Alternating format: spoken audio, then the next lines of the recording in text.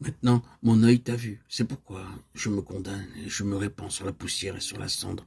Job 42, 5, 6. Marie était extérieurement humble. Elle venait aussitôt aux pieds du Seigneur Jésus lorsqu'il entrait dans la maison. Elle était affamée de la parole de Dieu. Mais en jugé par son attitude dans Jean 11, 20, elle était aussi très fière. Il est vrai que le Seigneur Jésus n'était pas venu à leur demande, mais il était cependant digne de respect. Malgré sa tristesse, Marthe alla aussitôt à la rencontre du Seigneur lorsqu'elle apprit qu'il venait.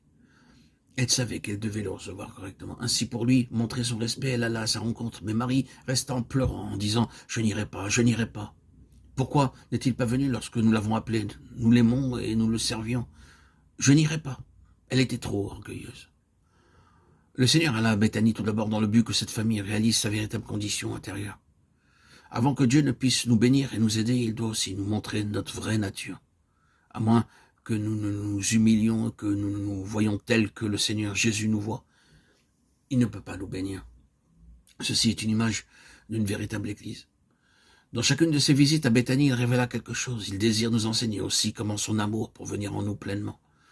Notre Seigneur désire que notre cœur, notre foyer, notre église soit une Béthanie. Alors, il y aura une vie triomphante, un foyer heureux et une église vivante. Ce triple secret est révélé par la venue du Seigneur à Béthanie. Ainsi, je connaîtrai Christ et la puissance de sa résurrection, Philippiens 3, 10. La première visite du Seigneur Jésus-Christ à Béthanie est relatée dans Luc 10, 38 à 42. La deuxième fut sur l'invitation de Marthe et de Marie. Il vint la première fois son propre choix. Mais dans Jean 11, 3, les deux sœurs l'envoyèrent chercher, car il y avait à ce moment un besoin particulier, la maladie de leur frère.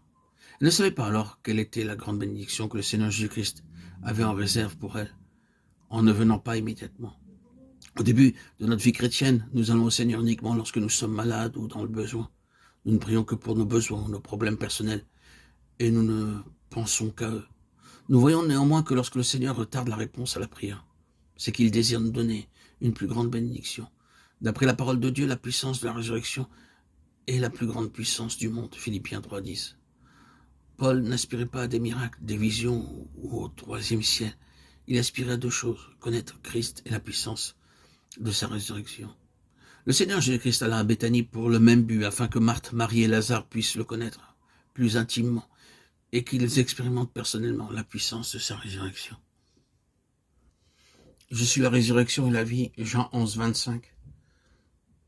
Dans Jean 11, 22, Marthe dit à Jésus, « Tout ce que tu demanderas à Dieu, Dieu te l'accordera. » Elle dit aussi dans le verset 24, « Je sais qu'il ressuscitera à la résurrection. » Lorsque Jésus lui affirma que Lazare ressusciterait le jour même, elle ne put pas le croire, car elle pensait qu'il ressusciterait au dernier jour, alors que le Seigneur Jésus s'apprêtait à ressusciter Lazare. Marthe alla à sa rencontre, disant, « Seigneur, il sent déjà, car il y a 4 jours qu'il est là. » Le Seigneur avait déjà donné l'ordre de rouler la pierre, mais leur foi était semblable à une vapeur. Le Seigneur utilisa une situation douloureuse pour révéler la puissance de la résurrection à Marthe et Marie. Notre foi est bien souvent une foi intellectuelle. Lorsque Marie se leva promptement pour aller au lieu où était Jésus, elle dit, « Seigneur, si tu avais été ici, mon frère ne serait pas mort. » Elle dit cela, comme si la guérison de son frère dépendait de la venue du Seigneur dans la maison. Elle n'avait pas de foi vivante. C'est à dessein que Lazare sort du sépulcre, enveloppé de linge, Jean 11, 44. Si Dieu avait voulu, il aurait pu le débarrasser de ses linges au sortir du sépulcre. Mais Jésus dit, déliez-le et laissez-le aller. D'autres personnes durent l'aider et ainsi Lazare fut libéré.